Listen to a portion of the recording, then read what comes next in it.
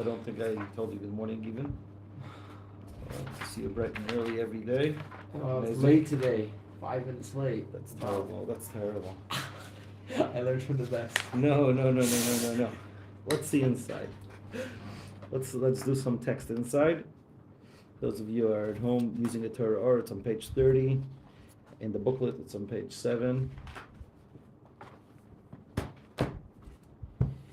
Yegala Lan PIII, may Hashem reveal to us the secret, the reason, the B'Sreisa Nahame. This is from the Shabbos poem of the Arizal. The B'Sreisa Nahame from the B'Sreisa Nahame that is in the 12 breads. Yeah, that's the show bread. The Inun Oz B'Shmei Kfilo Klisha. So what's the first half of the book? The first half over here. Oh, I have to look at the images. Sorry. The Inun Oz B'Shmei, that they are a letter in God's name. Kfila Uklisha. Kfila is double, Uklisha and weak. Hine, says the Alter Rebbe, Hine milui hey hi behei acheres. How do you fill a hay? With another hay. See? Hine milui hey hi behei acheres. Who remembers what's the meaning of the words? The milui, the filling of a hay, is with another hay. Remember we spoke about that? What is the filling of Aleph? Aleph, Lamed, Fei. The Lamed Fei, that's the filling. So Right. the first letter is always going to be the letter that we're discussing, even though in English sometimes it's not, right? You could say M, so the first letter of an M is an E, right? But in Hebrew, it's always going to be the first letter is going to be the actual letter, and then there's the filling of the letter, which Kabbalistically this hints to. The hen yud. Hey. Oh, so every letter, the filling, there's different ways of filling the letter, but the filling is, so to say, the secret of the letter. It's another level to the letter. There's the numerical value of the letter by itself, and there's the numerical value of the filling. There's the message of the letter itself and the message of the filling. So Hine, says the Alter Rebbe, milui hey, the filling of the hay, hi behei acheres, is with another hay. How do you fill a hay? With another hay. Hay. Yeah, right. No, how? Where's the other hay in the filling of a hay? How do you write hay? Hay. Oh, that's one way of filling a hay. Ah. But then there's another way of filling a hay with another hay. Heh. Oh, yeah. Hay. Gotcha. Actually, that's the filling is going to be, I think it's going to be 52, right? The yud is going to be how much? 20. The yud is always 20. There's only one way of filling a yud. Yud vav dalet, that's 20. Hey is another 10, that's 40. And the vav is going to be also double, vav, that's 12, that's 52. So let's and that's the idea of kfila. Kfila means the double. What does it mean, the double letter? The double letter refers to the hay that is double. Kanoida, as it's known, as it's known from the concept of Ma'or Samachpela. This week's parsha talks about the double cave, Ma'or Samachpela, where Sarah was buried. But what is this Kabbalistic significance of the Hey Achrona? What is the Kabbalistic significance? The Kabbalistic significance is that the Ma'or Samachpela refers Shehi Hey Achrona, that refers to the last Hey of the Eibish's name. The Shem Ban of the name Ban. Ban means, what is Ban? 52. God's name with a filling that comes out to be that the sum is going to be 52. That's hinted in the concept of Ma'or Samachpela. In general, Shem Ban is connected to Malchus, it's connected to femininity, it's connected to the world. So let's see inside. In order to understand this, how is this all connected to the idea of Lechem Aponim? How is this all connected to the showbread, Behagdim, and by proceeding Lahovin in Achila to understand the concept of food? What's the main idea of the food? Liyos, to be from the food becomes fat and blood. Adam hu nefesh, and the blood, that is the soul. V'chayus odom shemekabel hakoved, that's the energy, the vitality of the person that the liver gets. Hadam shemekabel, hadam min hamaychol, the blood from the food. In other words, what happens to our food afterwards? Our body takes out the nutrition and makes from that blood, and from the blood becomes cells. That's also the reason why it's so important to be very scrupulous when it comes to kashrus. So other things, let's say you might want to, you could be a bit more, like even if you want to be lenient, but when it comes to food, what happens to your food? Your food actually becomes you. Your nose is made out of the pizza and the sushi that you ate. Hummus. Depends. It's like during the war, there's a guy that is running around from one studio to another studio saying that you were in the Middle East, you don't understand. He's a Persian. So he says you don't understand how these things work. We're in the Middle East and you're talking to them. So he talks with an interesting accent, with a Persian accent. With a Persian accent, and he says that you are bringing the culture of sushi to the people that are into hummus. So this has become a very famous line during these days over here in Israel. So let's see inside. So what happens to the sushi and the hummus afterwards? You're afraid to talk on the video. What happens? No, I don't know. I don't say that. It becomes a part of you. Yeah. Becomes you. Becomes. You know, literally, literally, our cells change. We're not the same person that we were born after how many years? 20? Very often. No, there's certain parts that change very often, like the skin, things like that. But the whole body doesn't change very often. But after 20 years, I think not even one cell is the same. Well, so that's why food is so important. I know it's sometimes very hard to be very scrupulous with kashrus, but to eat good supervision. It's a very standard thing they say in the West. You are what you eat. Exactly. You are what you eat. Chassidus talks a lot about it. Nowadays, in the Chassidus, when Chassidus says that you get the energy from the food, and Chassidus says that not only the energy, also your psychological state. So when Chassidus said it, it was quite revolutionary. Wow, it really could affect your psychological state. Nowadays, the whole world is into vitamins. You understand that if you really need more focus, that means that you need some more B12. And if a person is depressed, he takes certain pills, and it makes them less depressed. So food. So if you have the ability to do it naturally through food, that's even greater.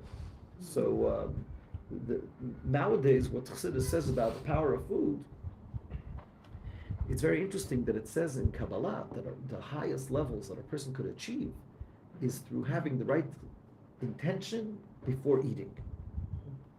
This connects to what we have been talking about, eating mindfully. What does a bracha do before you eat?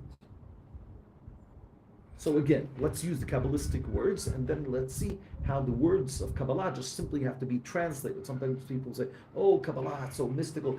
The whole idea of Chassidus is that we could take these words of Kabbalah and translate them into Practicality. Practical, simple English. It's simply a different language.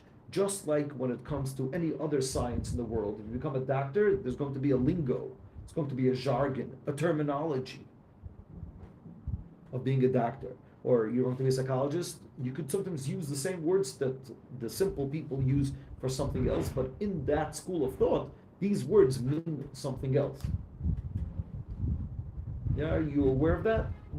There's different, every school of thought has its, this is what it means when a doctor says this and this and this. You just need people to translate it. What Chassidus is trying to do is exactly the same. Chassidus is trying to translate Kabbalistic concepts. So what does Kabbalah say? Kabbalah says that when a person makes a bracha on food, what does he do? He brings out, he brings to the forefront the sparks in the food, And then he could actually use the food in a way that will make him closer to God.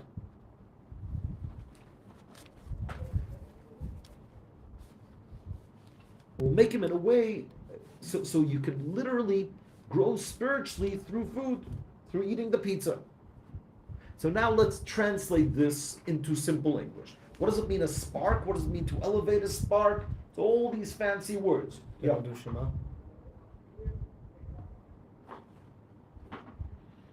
Thank you for reminding me. Yeah. I've done it already.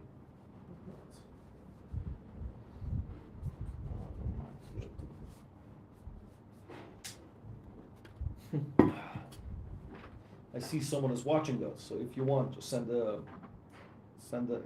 message on the chat. I'll be able to tell you good morning. Only if you feel comfortable. I don't know who you are.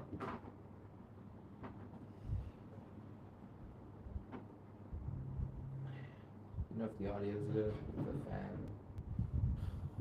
blowing at it. Yeah? No, it's okay. Yeah, Okay, good. Yeah, I think so. Are you live in yours or Mayanot? On mine. Actually, check if the chat works. Just I want to see.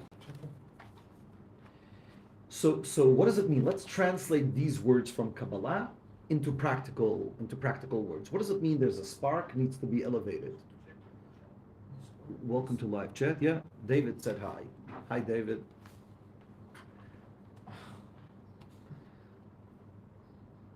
But it's in. Oh, it's not became. So what does it mean? Let's translate it. What does it mean, a spark? I remember when I was a kid, I thought about it, that it's literal, and I learned these things. I said, oh, there's a literal spark. So I actually thought to myself, what does it mean? The table, everything in the world has a spark. So what does that mean? That what happens if I take a jigsaw and I cut the table? What happens to the spark? So then I came to a conclusion in my childish brain that most probably the spark goes under the jigsaw. Like this, when I cut the spark, when I cut the table, the spark also divides into two. But then I thought to myself, I'll take the jigsaw, go down over here, and then trick the spark by going jigsaw down and cut over here. Obviously, that was very, very childish of me. What is the sparks that are physical? Spark. What does the spark mean? What does light mean? Light means revelation. Light is the message. This table has a spark of godliness in it. Spark is a small piece of light from the big fire, from the big light. So what is the general message of, good morning, Dudi. What is the spark? What is the big light? The big light is the general message that Hashem has in the world. What is the general message of the world? What is the general intention of creation? Making the world a dwelling place for God. Now, what does it mean that everything has a spark? This table has a small part of that intention. This table is being vitalized, lack of a better word, but this table gets vitality every second. How does this table get vitality every second? Because God gives it vitality. Now, why does God give vitality to this table? Why does God give this table existence? Yeah, this is a whole other topic, but I think everybody knows already by now that one of the concepts of Chassidus is that God has to recreate the world every second. Without it, the world wouldn't exist. Not that it would be destroyed. It's every second God actually creates the world from anew. So why does God give vitality to this table? As a part of the general mission of revealing godliness in the world. Why is it called a spark? Again, because it's a part of the bigger thing. But there's another reason why it's called a spark is because it also lost touch with the general big light. That's why when you look at this table, you don't necessarily see the godly intention in the table. Elevating the spark is what? Taking the intention, taking the vitality that is found in the table and connecting it back to the general idea. It's literally like a soldier that lost touch with headquarters. He lost reception on the Walkie radio. you want to say walkie-talkie. I tried not to say walkie-talkie, and so what? So that soldier is still a soldier of the army of his country, yes or no? But he lost touch. And when I reconnect the spark, the soldier, with headquarters, what did I do? I elevated the spark. That soldier was lost to the cause. So this table, when I learn the Torah and I use it for the general intention of making the world a dwelling place for God, I elevated the spark of this table. Makes sense, Boaz? A little bit. Where did I lose you? I lost you, or you're afraid of the mic? Not afraid of the mic. Just early in the morning. You want some coffee? I I won't give you that much. I'm trying to cut back on coffee. I should. It's an antioxidant. We actually get one cup. I'll go. Yeah. Sure. So you want some? Want some of mine? No, I'm gonna crash next period. No. So that's if you take a lot, don't take a lot. If you want, tell me. So let's go back. So that's the idea of elevating sparks, connecting the small light with the big general intention by the specific intention of that soldier, specific intention of the table. Now, when it comes to food is so much more than a table. Food actually gives me vitality. So even though that eating food could be something very, very physical. Your coffee machine? Didn't see.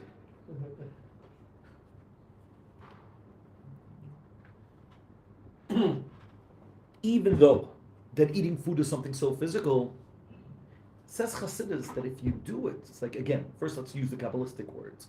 When you make a bracha on the food, you're actually bringing out the godly sparks, and it could help you spiritually.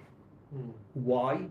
Because if you eat the food mindfully, and you're thinking about the food as godly vitality, so you're basically doing the intake of your energy with a focus of godliness. And that could really take you to a whole new level. That's why it says that with the highest levels that a person could reach very high levels. I can't say the highest because I don't remember if that's exactly the words that it says in Kabbalah. A person could achieve very high levels by eating mindfully / what does it mean to eat mindfully? Making a bracha before the food is a very, very powerful way to have the right intention. Make a bracha on the food. So what are you basically saying? I'm drinking this cup of water, and I say, Baruch Atah Hashem Elokeinu melech haolam, shehakol niyah b'dvarei. That everything is created with your word. So basically, what did I say? I revealed that I don't see this steak or this cup of water as something separate from God. I see it as a conduit of God, a way of God giving me vitality for the sake of revealing godliness in the world. So there's nothing more powerful than that. Isn't that amazing? To become closer to God just by eating a lot of steak, sushi.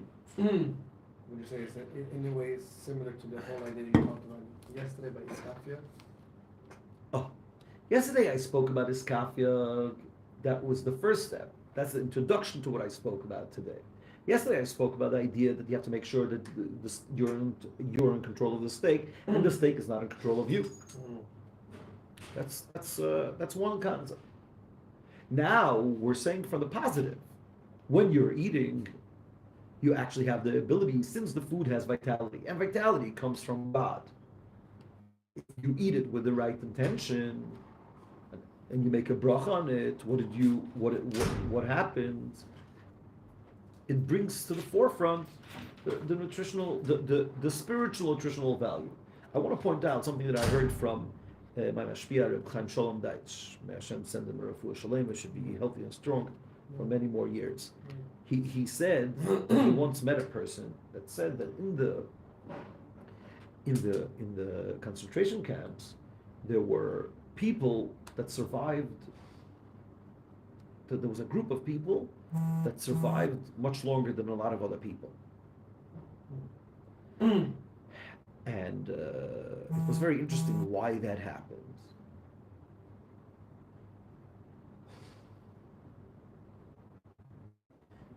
And they did some research, I don't know, or the people of that group said like this, that they had a doctor on the group. And the doctor told them that they should eat with intention. So he said the food was very scarce. But when you eat that piece of potato peel, he used to tell them which vitamins it has. So it's possible that you'll think, that's the placebo effect, but it doesn't matter. That's not the point. The point is, what? It worked. It works. Why? Because when you are mindful and cognizant of the nutritional value of the food, the nutritional value works better. Because it's not only the actual physical vitamin, and by the way, that's the reason why placebos really work very well. I don't want to start like a whole conversation about the FDA, but anyone that knows, right? I'm sure you have researched this a tiny bit. You read about this. How does the FDA approve a drug? How do they know if a drug works? They don't really understand how a drug works. Test it. Yeah. They test it. How do they test it? In groups. Groups. They give 50% of the group gets placebo, and the other 50% of the group It's a drug. gets the actual drug. And then you see if the percentages of those that get the actual drug are much higher than the percentages of the placebo. Now, one of the big arguments in the world of pharmaceuticals is if the placebo should be an active placebo or a non-active placebo. What does it mean, an active placebo? You tell them. No, that you tell them it's a placebo, so it's not a placebo anymore. No. It has something. Active placebo means that it actually causes nausea and causes. So basically, what they do now, I don't know now. When I heard this was a long. I heard it from Rabbi Fink. He was a big. He knew also about medicine and things like that. So I don't know what they do nowadays, but I think they didn't change it. The pharmaceuticals will never agree to change it. So what they would do is like this: the placebo, just small sugar pills. Now the people that are against it, they say, obviously the sugar pill doesn't work that well. I want you, instead of giving a sugar pill, I want you to give a pill that will cause the person side effects. And when the person feels side effects, that's actually going to tell him this is really something, it's going to be on his mind so much more that he's taking a medicine and will heal him more. But obviously the pharmaceuticals don't want it because then it will be harder to get the discrepancy, not the discrepancy, the contrast between the people taking the placebo and the people not taking the placebo. So, in connection to what we're talking about, if you're mindful about how the medicine works, physically people become healthy, and there's always people that are going to become healthy with a placebo. The only thing is that the real one has to have a higher number of success. It made me think about. So I'm just trying to say like this. I'm trying to say not that it's a placebo, right? When it comes to Yiddishkeit, when it comes to spirituality, where the whole idea is the thought. So when you eat with intention, and you understand that what I'm eating now has a godly vitality, so you actually have the ability to connect to God. to connect to God. It actually helps you connect more. Yeah, what do you want to say? No, I'm just trying to set up to get more engaged. Ask a question, say a comment, a witticism that will get you the most engaged and more than everything. I'm not on my games today. You look very tired. That's I tell you. I'll do some coffee. Yeah, you want mine? No. I'll do the regular. The regular. Yeah, Is so you even call that coffee? I'm not ready for the Hasidic master coffee yet.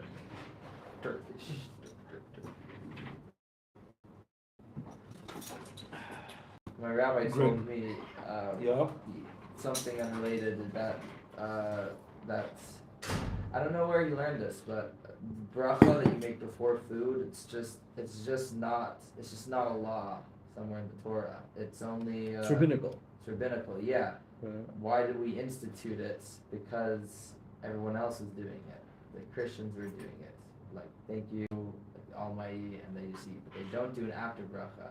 So it was a kal v'chomer. Look, these guys are blessing before foods. Like, I don't know where he took it from. The Talmud says why we instituted it. So the Talmud says that in the Torah we see there's two types of there's two deraises surrounding blessing. After bracha for bread and the before bracha for Torah. So that is the kal v'chomer. You could look it up. I think it's it's in brachot. I think page 35b. And there's an after bracha for Torah, right? What? There's an after bracha for Torah. No, there isn't. but I don't know if that is the raisa. Not There is an after bracha for Torah too. for Gemara, yeah. Not when you learn Torah. When you have an aliyah to the Torah. It's like when you, Yeah. Let's look it up afterwards. It should be, I think, in the beginning of 35b. There's one thing In brachos. What? something I wanted to say.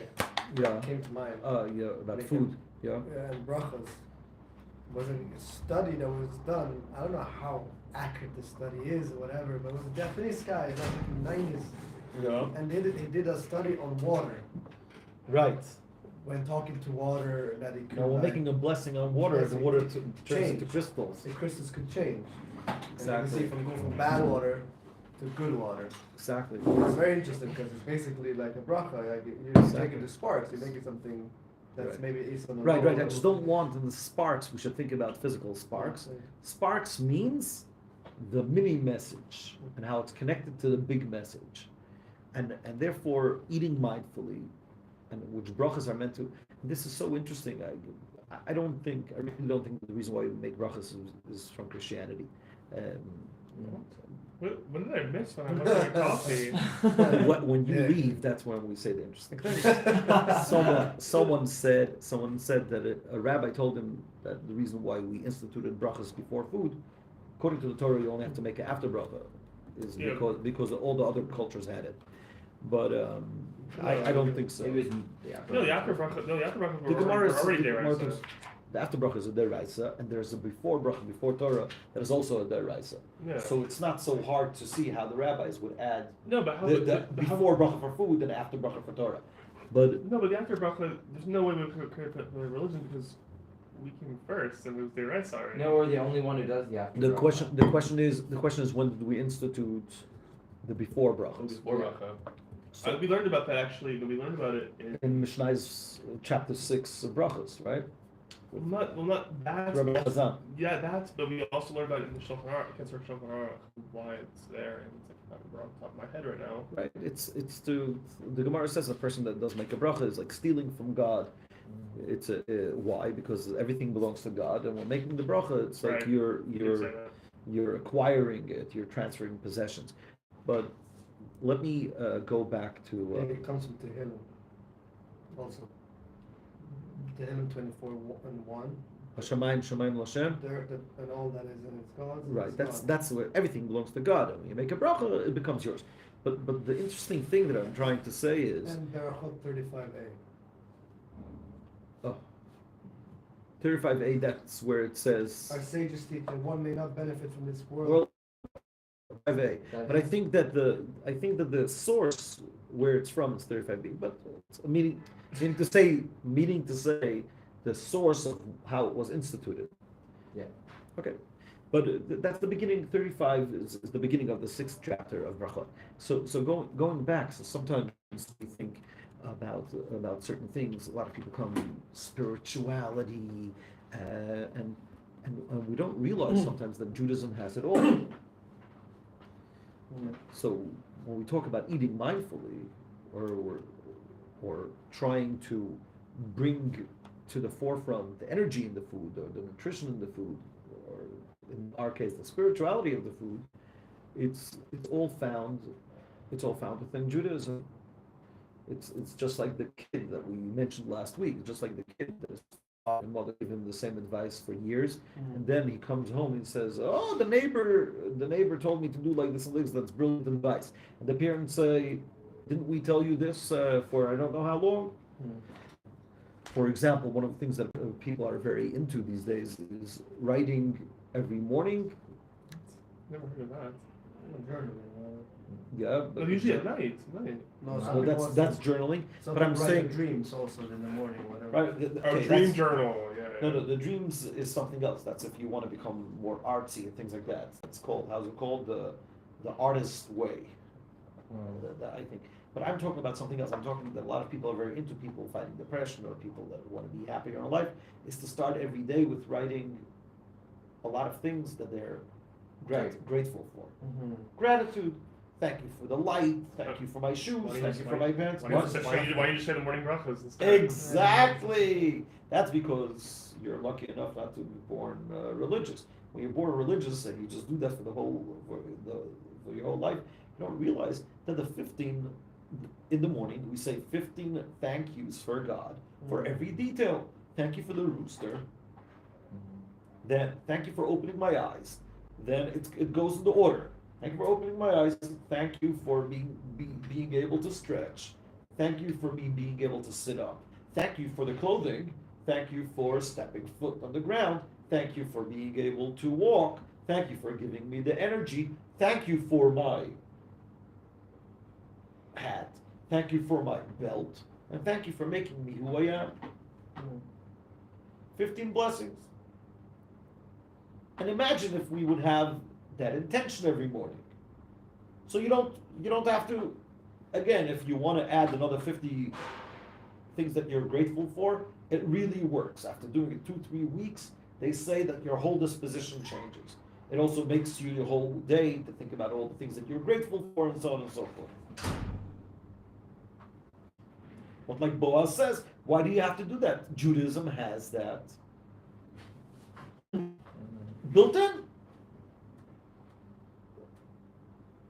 People talk about meditation every day. That's what davening is.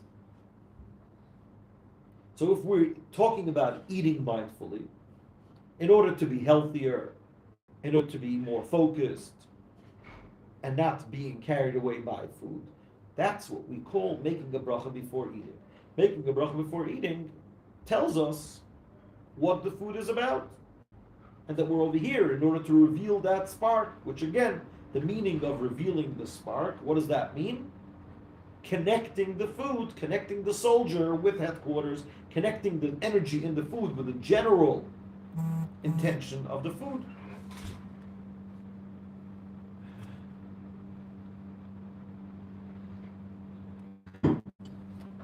And this. Let's move on. Because from the food, nasa chelav v'dam becomes our fat and our blood. V'adam wa nefesh, and the blood is our vitality, is our soul. V'chayus ha'adam, and the vitality of the person. Shemekabel ha'koved, that the liver receives hadam, the food, min ha'machel from the.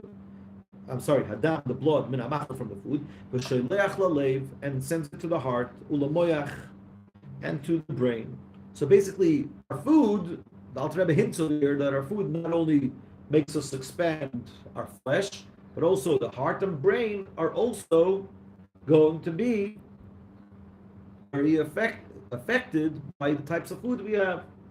So if you have certain foods, it can make you angrier, Certain foods can make you calmer, happier. The tlas shlitin in ba'alma. There's three. That's the Sefer Yetzirah. There are three shlitin. What is shlitin? Shalit. Shalit are governors or rulers. There's three rulers in the world: Kavda, the liver, the liba, and the heart, u'moicha, and the brain. The liver is always connected to our power of action. Liba, the heart, is connected to our power of emotions, even though I don't know scientifically how to explain the connection between the heart and emotions. But the fact is that the whole world, they want to show love, a picture of a heart. Yeah, where did that come from? It's like the heart literally is just like The heart literally is just a pump. It's So it pumps blood. yeah. It's all biology. At the end of the day, like blood is all like literally it's up here in your brain. At the end of the day, like it's We got nothing to do with your. we didn't know that. It has nothing to do with literally. So Okay. I beg to differ. It's not in the brain. No, it's How did someone once say? How many brain cells are there in love? None. No. But when you get heartbroken, you feel it in your heart. Again, it's called heartbroken. But that's the question of us. When did we decide to call it heart? Yeah, but really, even scientifically, they'll say it's not the actual brain; it's the lower part of the brain, which Chassidus calls das. It's the lower part of the brain, the part of the brain that understands emotions. What? It does come from your brain. Yeah. Right, but So it's pretty not much- the so- brainy brain. It's a part of the brain that is connected to emotions. Right. So basically, it comes from your heart just as much as it comes from your clitoris. You know. Like Exactly. Okay, we have to put a beep on the YouTube. They might flag it now. They don't. Explicit language. They don't demonetize Yiddish. Okay. Very good. Valdezeh, through what?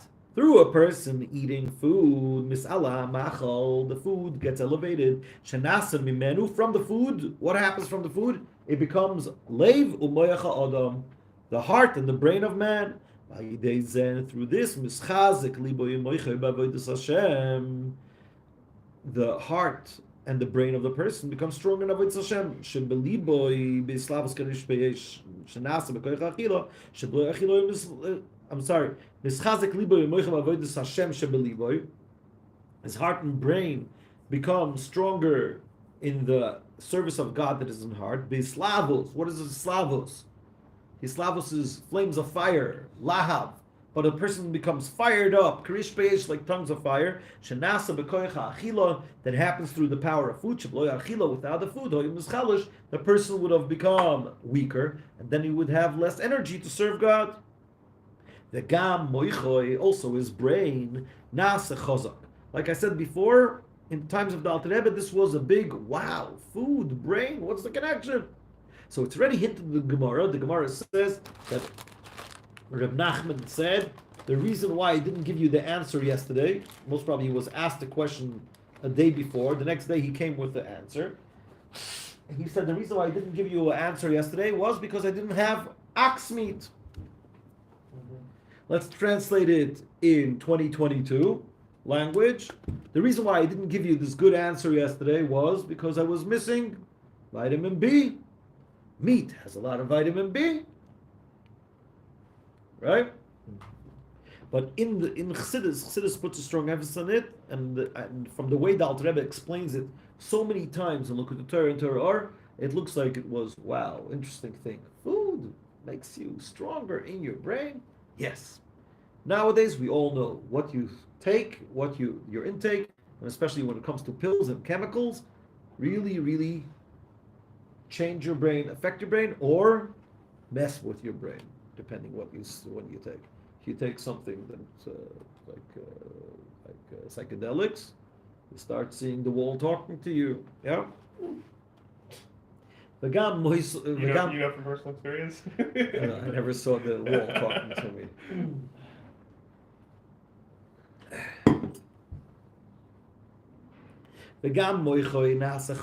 Also his brain becomes strong to be able to meditate in the greatness of God. That's the idea of birur. What does birur mean? Birur means what? Birur means the sifting. What does it mean? When we eat, we are mevarer the food. We are sifting through the food. We're taking out the good from the bad. What is the bad of the food? The part of the food that could drag you down. So it says this is the idea of what we call elevating the sparks. Over here is called birur, to sift through, to find the spark. Shemina machal nasa adam, because from the food becomes man. All this is only when during the weekdays. Avol b'Shabbos, but on Shabbos, boider asur. Shabbos, there's a prohibition. Not allowed to do boider. You're not allowed to do sifting. What does that mean? Physically, you're not allowed to separate things. But what does it mean spiritually? Comes Chassidus and says that spiritually too. Spiritually, when you eat food on Shabbos, you're not allowed to do sifting. What does that mean?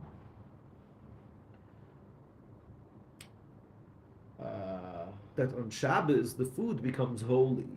So Shabbos you don't have to think, oh, this food could be dangerous. So during the week we have to eat with a sword in our hands, like we said last week, or I think this week we said iskafia. When we spoke about iskafia, we have to eat a sword in the hand. I once saw a place that the Rebbe writes that could be the reason, the subconscious reason why the world always puts a knife.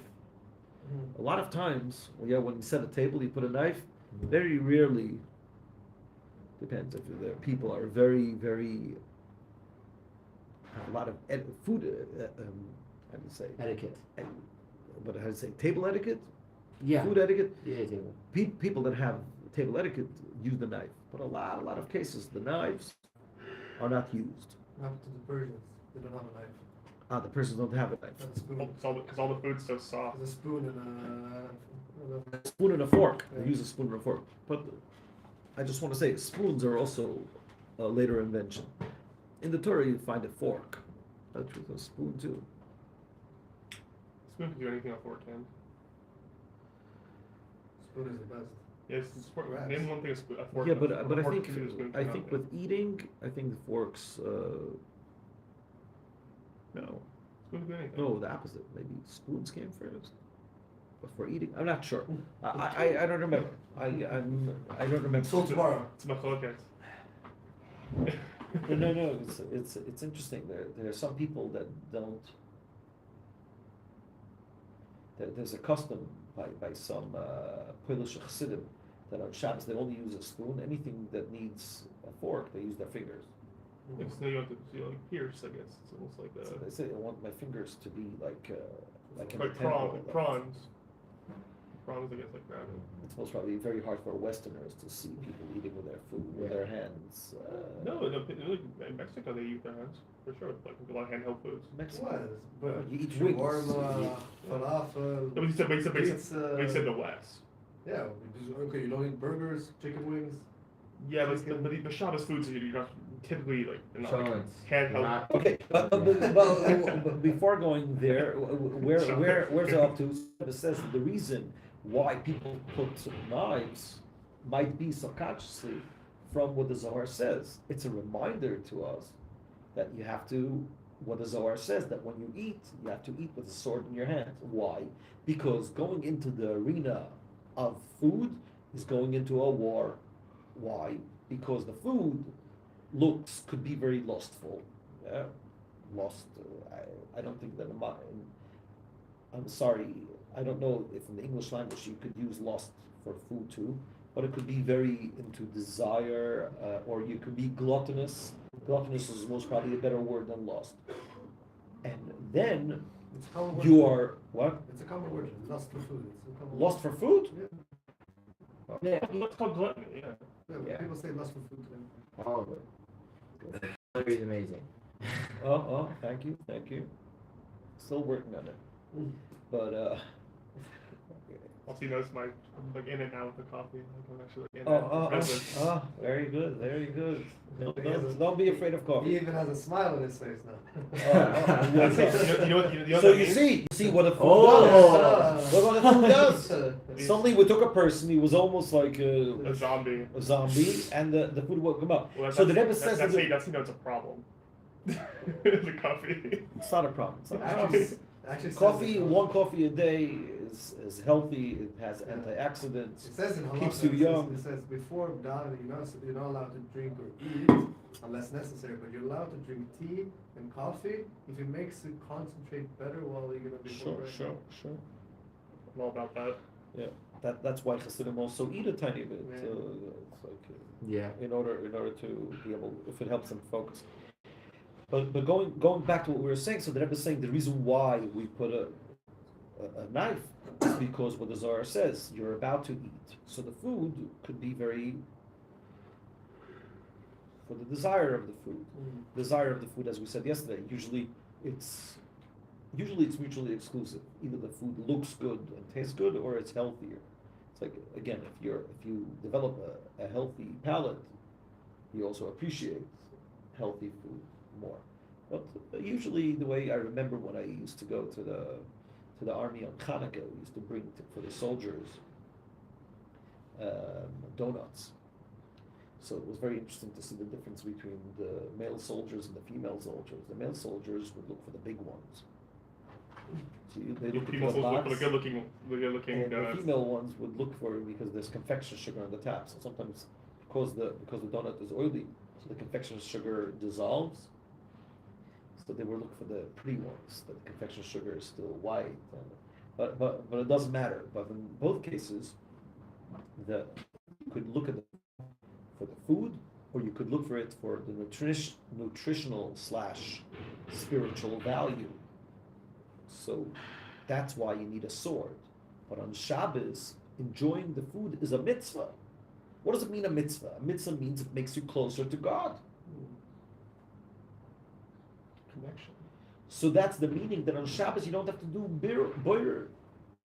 So we have to be honest. In Chabad they're a bit extreme when it comes to using body for connection to God, because a person could be very easily fooled. You could fool yourself. As the famous saying go by the Kotzker Rebbe, you can't fool anyone. You can only fool yourself. What's the big deal? You're fooling a fool. But so that's why in the world the custom is, before you eat on Shabbos, to say L'chavet Shabbos Kodesh, in honor of the holy Shabbos, which this is a concept from Halacha. Halacha says to say it when we shop for Shabbos. When we shop for Shabbos, Halacha says to say L'chavet Shabbos Kodesh. It doesn't say in Halacha to say it when you eat. Yeah. And therefore in Chabad, the custom, so like this, that's also one of the big differences where I grew up in Chabad. Where I grew up, the opposite. They want to try to make everything very spiritual. Everything physical should be like a lot of ceremony, a lot of rituals around physicality to make the physical be spiritual. So therefore, before they eat, I know people for almost like every spoon, yeah, you've seen that? I have a friend from the Bronx, and his mom was originally a Baltimore. She went through Breslov. I don't know if she's still in. I don't know, but they have a lot of friends at Breslov, and we stayed by the Breslov family in New York, and he said every bite he said Exactly. So in Chabad, they scoffed a bit. People said Chavet Shabbos Kodesh. That's why you're eating. You're eating for the sake of Shabbos. You're eating for the sake of you like the steak. The food is pretty good. But again, this is a bit of an extreme Chabad perspective, because Chabad really wants, Chabad really works on pnimius, so they really wanted everything to be very, very genuine.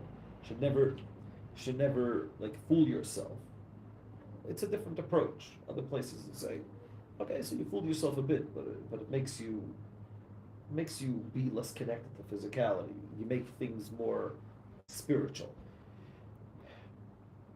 So in Chabad, there was a focus to say that even Shabbos you have to make sure not to be an animal. the famous story of the Baal Shem Tov. The Baal Shem Tov once took all of his students and told them to hold hands. The Baal Shem Tov used to do it from time to time, make all the students hold hands, and he would sit and also be a part of the thing and make them close their eyes and show them visions. So once he showed them a vision of an ox with a strangle. What? They opened up their eyes. They opened up their eyes and they were all like shocked. Ox with a strangle. So the Baal Shem Tov told them, there's a Jew now. I showed you a vision of a Jew that is sitting now and is very into his steak. So what happens? Either you elevate the food or the food drags you down. So either you take the animal and you bring it up to the level of man. You're taking animal as one lower level, right? The world is divided according to Kabbalah, inanimate, vegetation, animals, humans. So either you bring you bring up the food to you, or the food drags you down. So there's a person that is so into his steak now that spiritually he became an ox. But he's wearing a strangle because it's Sudas Shabbos. So for generations in Chabad, this was used to say that even on Shabbos, where we say what it says over here, Boirer Asur, still even on Shabbos, don't indulge. Don't indulge. I know this is very hard, but in my house, I try to say, let's not talk so much about the food. Let's eat it, let's enjoy it, but the talking about food, that's a bit indulgent. Chassidim try not to talk so much about the food. I know a chassid, his wife always gets upset. She asks, why don't you tell me the food is good? And he says, because I was taught by my grandfather, we don't talk about food. So I disagree with that. Your wife really worked hard and she deserves to get a compliment.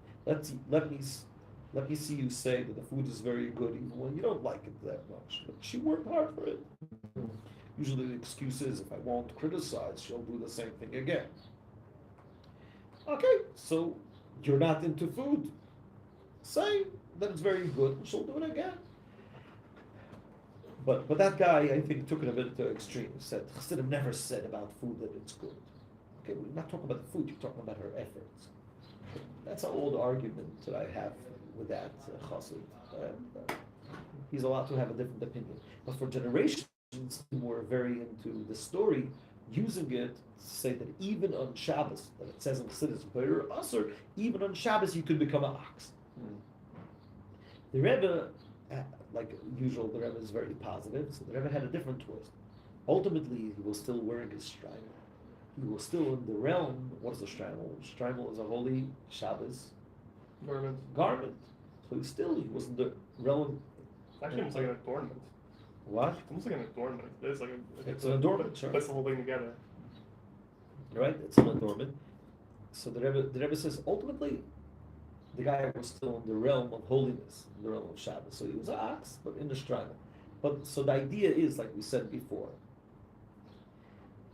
even on Shabbos you could indulge, and even during the week you could be very mindful. The question is, what is neutral eating? Neutral eating during the week is dangerous. Neutral eating during the week, because the world is low during the week, therefore the food is going to drag you down. On Shabbos, the neutral food is holy. Enjoying the cholent on Shabbos is a mitzvah.